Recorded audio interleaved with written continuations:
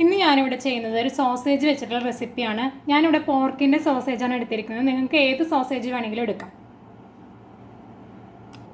ഇനി നമുക്ക് ഒരു ഫ്രൈ പാൻ വെച്ചിട്ട് നമുക്കതിലേക്ക് ഈ സോസേജ് ചെറിയ പീസുകളാക്കി അരിഞ്ഞത് ഇട്ട് കൊടുക്കാം.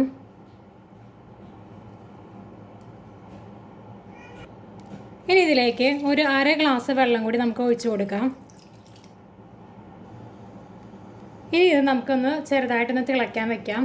ഇതിൽ ചില സോസേജിൽ നല്ല ഉപ്പുണ്ടായിരിക്കും. പിന്നെ ഇത് ഓൾറെഡി കുക്ക്ഡ് ആയതുകൊണ്ട് നമുക്കത് പിന്നെയും കുക്ക് ചെയ്യേണ്ട ആവശ്യമൊന്നുമില്ല. എന്നാലും ആ ഉപ്പിൻ്റെ ടേസ്റ്റ് ഈ വെള്ളത്തിലൊന്ന് മിക്സ് ആകുമ്പോൾ നമുക്കതിൽ നിന്ന് എടുത്ത് കളയണം.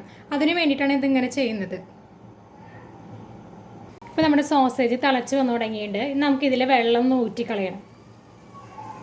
അരിച്ച് മാറ്റി വെച്ചിട്ടുണ്ട്. ഇനി നമുക്ക് വീണ്ടും ഒരു പാനിലേക്ക് കുറച്ച് ഓയിൽ ഒഴിച്ചു കൊടുക്കാം.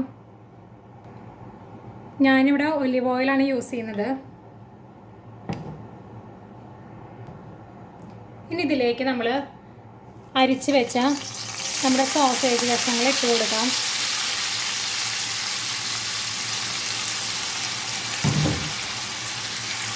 നമുക്ക് ചെറു തീയിൽ ഇളക്കിക്കൊണ്ടിരിക്കാം.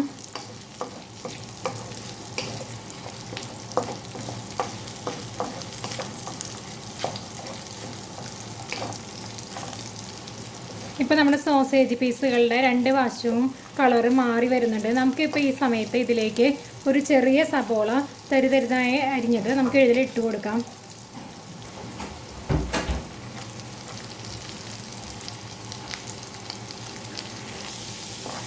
ഇനി നന്നായി മിക്സ് ചെയ്ത് കൊടുക്കാം.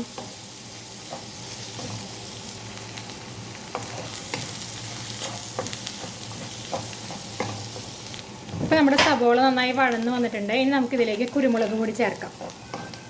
1 ടീസ്പൂൺ കുരുമുളക് പൊടിയാണ് ഞാൻ ചേർക്കുന്നത്. നിങ്ങൾക്ക് എരിവിനനുസരിച്ചിട്ട് പാകത്തിന് ചേർത്ത് കൊടുക്കാം.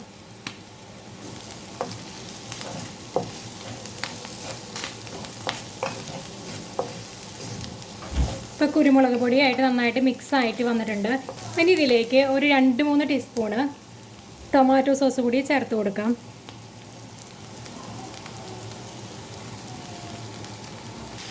ഇതൊന്ന് നന്നായിട്ട് മിക്സ് ചെയ്യും. ഇപ്പോൾ നമ്മുടെ സ്റ്റിർ ഫ്രൈഡ് സോസേജ് റെഡി ആയിട്ടുണ്ട്.